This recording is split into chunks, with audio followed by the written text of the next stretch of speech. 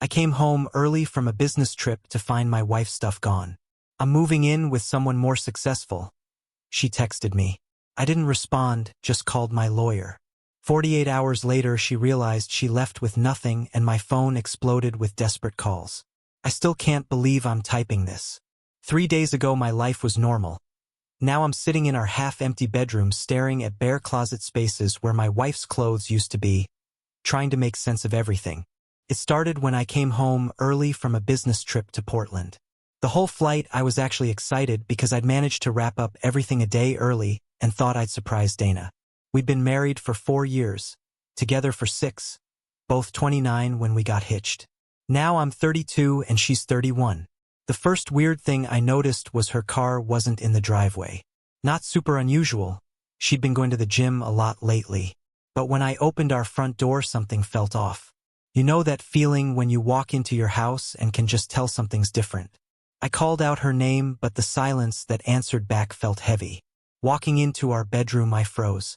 Her side of the closet was empty. Not messy empty like when she's trying on outfits, but methodically cleared out. Her jewelry box was gone. Her fancy skincare products had vanished from the bathroom counter.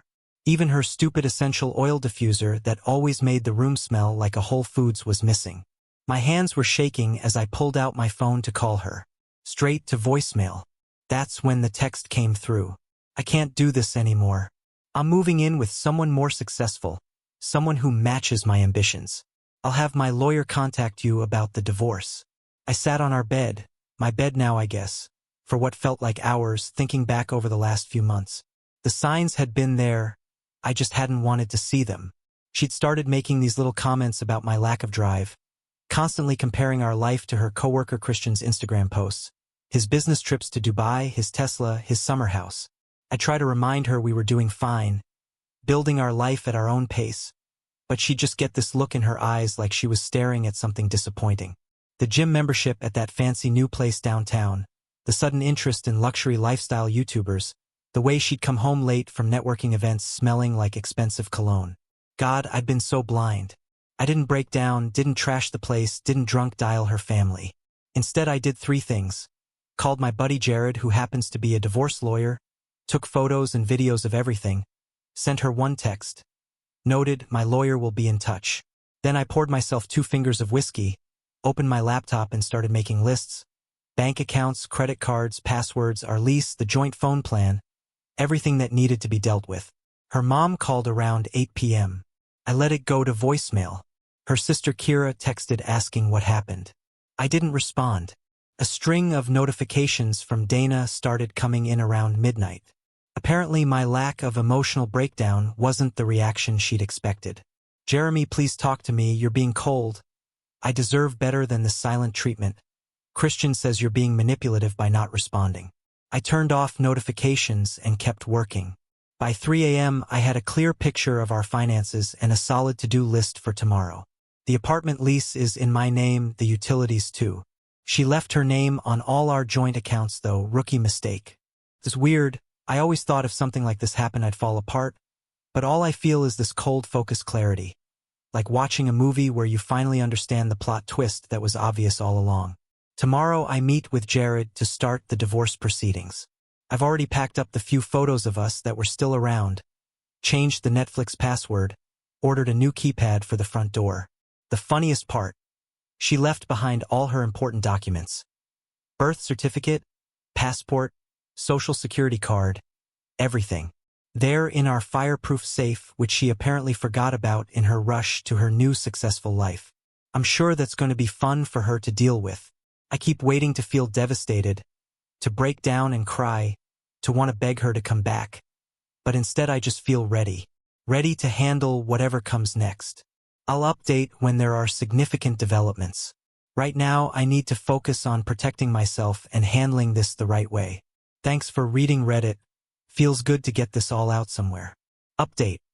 She's now blowing up my phone asking about her documents. Lawyer says don't respond to anything. Next update will probably be in a few days when things develop further. Update. First, thank you all for the overwhelming support on my last post. The past week has been surreal and a lot has happened. I promised an update when things developed, so here we go. Remember how I mentioned Dana left all her important documents behind? That turned out to be just the tip of the iceberg. The day after my last post, I met with Jared, my lawyer friend, at his office. While we were going through everything, Dana's sister Kira called. I was about to ignore it, but Jared suggested I take it on speaker. Turns out Kira had some interesting things to share. "Jeremy, I'm so sorry," she started, her voice shaking. "I should have warned you when I noticed the signs. She did the same thing to her ex before you. That got my attention. Dana had told me her previous relationship ended because her ex was emotionally unavailable. According to Kira, the reality was different. He was a regular guy working his way up, but Dana dumped him when she met someone with a fancier job title. That relationship lasted 3 months before the guy's success turned out to be mostly debt in leased cars. While Kira was talking, my phone buzzed with messages from Dana. "I need my birth certificate for a new job. Where did you put my passport? Stop being petty and answer me. Christian says you're legally required to give me my documents." I showed the messages to Jared, who just smiled and shook his head. Turns out I'm required to provide access to her documents through proper legal channels.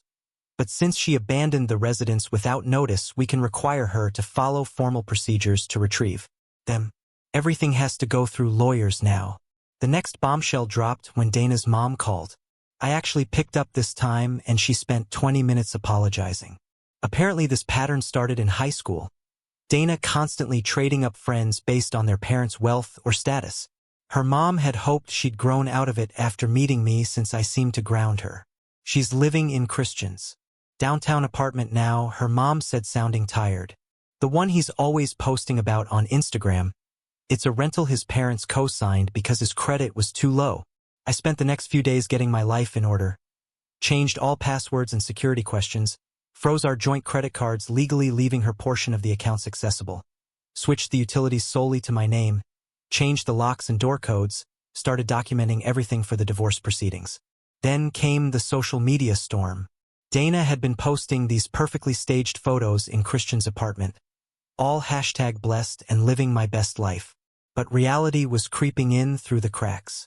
She couldn't access her old accounts because they were linked to an email password she'd forgotten. Couldn't get her documents for the new job she'd lined up. Christian's apartment might look great on Instagram, but according to Kira, it's mostly staged with rental furniture. The real kicker came yesterday. Remember that fancy gym membership? Turns out it was on our joint credit card, which is now frozen. Her Instagram stories went from morning workout selfies to long rants about toxic people using money to control others. The irony would be funny if it wasn't so sad. I got a text from an unknown number, Christian himself. "Man, you need to be reasonable here. Just give her the documents and stop being difficult. This is beneath you." I forwarded it to Jared without responding. He's documenting everything for the divorce proceedings. Apparently her leaving without notice and admitting to moving in with someone else in writing makes this pretty straightforward. This morning I came back from my morning run to find Dana sitting on the front steps. She'd been crying, mascara everywhere. I walked past her, went inside and called Jared. He advised me to send one text.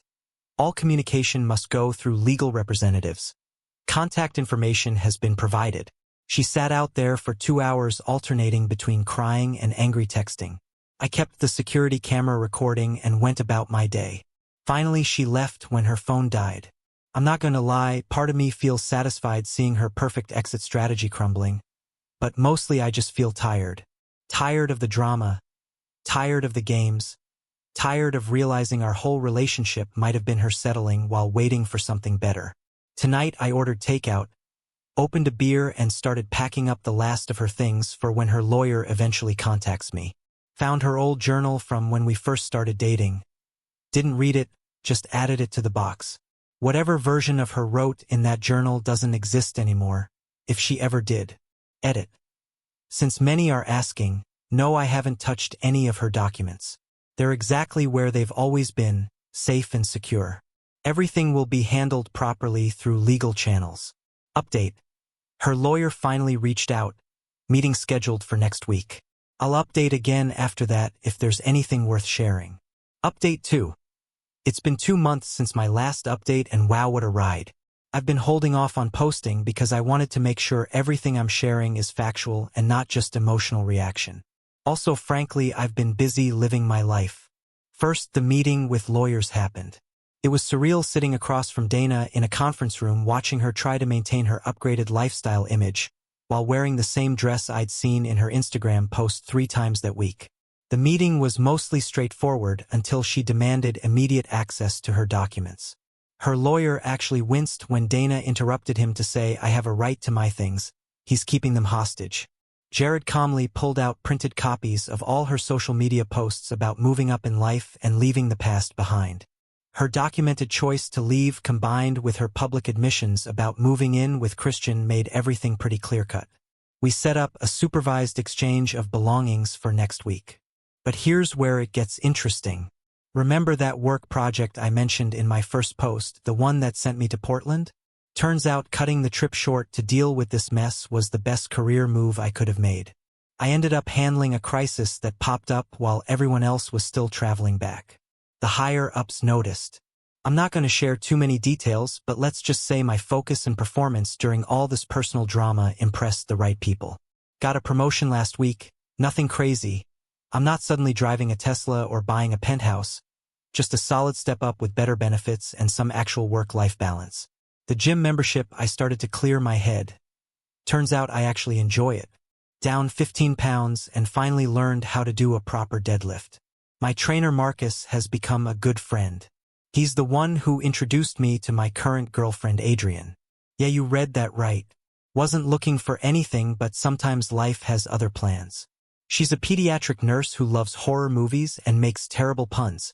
We're taking things slow, but it's nice being with someone who gets excited about small wins and doesn't measure success by Instagram followers.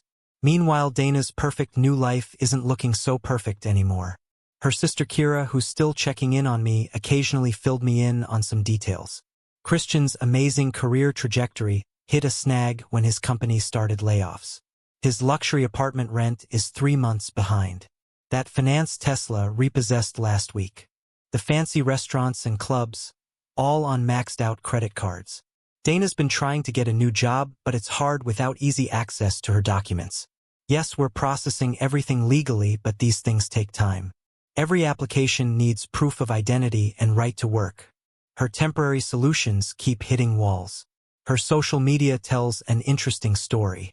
The posed photos in expensive restaurants have been replaced with authentic living posts about making coffee at home.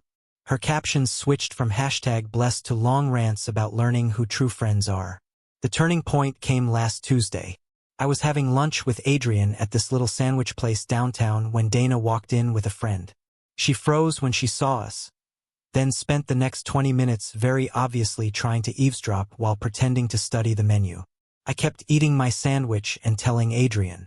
Trying to eavesdrop while pretending to study the menu. I kept eating my sandwich and telling Adrian about the weird dream I had about my cat learning to talk. I don't even have a cat. Just normal, comfortable conversation. Dana finally left without ordering anything, but not before I caught her staring at Adrienne's natural happy laugh with this look of total confusion. Later that night, the text started. "I can't believe you moved on so fast. Who even is she? We need to talk about us. I made a mistake." I didn't respond, just forwarded them to Jared and went back to watching a movie with Adrian. This morning Dana showed up at my workplace. She'd clearly been crying, mascara everywhere, clutching a Starbucks cup like a life preserver. Security didn't let her up, but she waited in the lobby for 2 hours. I took the back exit and went to lunch. Her mom called me later. She's talking about moving back home. Says the city life isn't what she expected. Christian's not who she thought he was. I just said I hope she finds what she's looking for and ended the call. Here's the thing. I don't feel vengeful or bitter anymore. I'm just living. Going to work, hitting the gym, enjoying quiet evenings with Adrian, trying new recipes, rediscovering old hobbies. My life isn't Instagram perfect, but it's real, and that feels pretty good. Update. Just got word the document exchange is scheduled for next week. We'll update if anything significant happens, but honestly this might be my last post. Time to focus on the future. Final update. I wasn't planning to post again, but after what happened at the document exchange yesterday, I need to get this off my chest. Buckle up, because this is one hell of a finale. The exchange was scheduled for 2 p.m. at Jared's office. I arrived early with a neatly packed box of Dana's remaining belongings and all her documents. Adrian offered to come for support, but I told her to skip the drama and meet me for dinner instead. At 2:15, Dana stormed in without her lawyer. Christian trailed behind her, trying to look important in a wrinkled suit that still had the rental tags partially visible under the collar. Jared immediately called Dana's lawyer, who said he was unaware of any meeting today. Red flag number 1. Just give me my stuff, Dana snapped, reaching for the box. Jared smoothly intercepted, explaining we needed her lawyer present. That's when she lost it. You think you're so smart, don't you? She was almost screaming, playing these little games while I'm trying to rebuild my life. Did you enjoy watching me struggle? Was this your plan all along? I kept my voice level. No plan, just consequences. Christian stepped forward, puffing up his chest. You're just jealous because she upgraded. Some of us actually have ambition. That's why your Tesla got repossessed. The words slipped out before I could stop them. Probably shouldn't have said that, but hey, I'm human. Dana's face went red. At least he has goals. All you ever cared about was your stupid in your boring life. Christian shows me off. Takes me places. He's not ashamed to post about our love. How's he paying for those posts now? I asked quietly. Christian lunged forward. Jared's assistant had already called security, and they arrived just as Christian was trying to explain how his temporary cash flow issue wasn't relevant. While security was escorting them out, Dana switched tactics. Suddenly she was crying, mascara running. Jeremy, please. I made a mistake. I miss our life. I miss you. Christian's apartment is being foreclosed. I have nowhere to go. Should have thought about that before moving in with someone more successful, I replied, quoting her text from 3 months ago. She exploded again. You heartless bastard. I gave you the best years of my life. I could have had anyone, but I settled for you. That's why I'm letting you go, I said, so you don't have to settle anymore. Security finally managed to get them out. Through the glass doors, I could see them arguing in the parking lot. Christian was gesturing wildly, his rental suit getting more wrinkled by the second. Dana was alternating between screaming at him and trying to get back into the building. Later that evening, the texts started flooding in. You've changed, you're not the man I married. That nurse has ruined you. My mother says you're being cruel. Christian says this is financial abuse. I'm going to tell everyone what you did to me. I forwarded them all to Jared without responding. Then I turned off my phone and went to meet Adrian for dinner. She could tell something was up, but instead of pushing, she just squeezed my hand and started telling me about the ridiculous thing her cat did that morning. Around midnight, Kira called. Apparently Dana and Christian had a massive fight outside his apartment. His credit cards were all declined at some fancy restaurant, and she had to call their parents for money to get home. The luxury apartment is being emptied by creditors. All that designer furniture leased and now being repossessed. She's moving back in with mom and dad. Kira said Christian's ex-wife apparently contacted her about his pattern of dating women while separated but not divorced. Dana didn't even know he was still legally married. This morning I woke up to 47 missed calls and a novel's worth of texts. Dana had gone full social media meltdown, posting screenshots of our old conversations, photos from our wedding, long rants about toxic positivity and emotional manipulation. Her mom finally took her phone away. Jared called an hour ago. The divorce papers are ready. Given Dana's documented abandonment and the public nature of her actions, it's pretty straightforward. I'll likely keep the apartment and most of our joint assets. Her documents will be transferred through proper legal channels next week. You know what's funny? 3 months ago this would have destroyed me. Now I'm just relieved it's ending. Last night, lying in bed, Adrian asked me if I regret any of it. Just one thing I told her.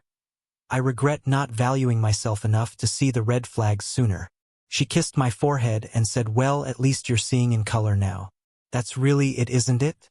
I'm seeing everything more clearly. Life isn't about Instagram posts or status symbols. It's about genuine connections, self-respect, and being real with yourself and others. Adrian and I are talking about getting a place together once the divorce is final. Something modest but ours. She wants to get a cat. I'm thinking maybe 2. They can keep each other company when we're not home. This is my last update for real this time. Thanks for following this crazy journey, Reddit. Special thanks to everyone who sent support and advice. You helped me stay strong when I needed it most.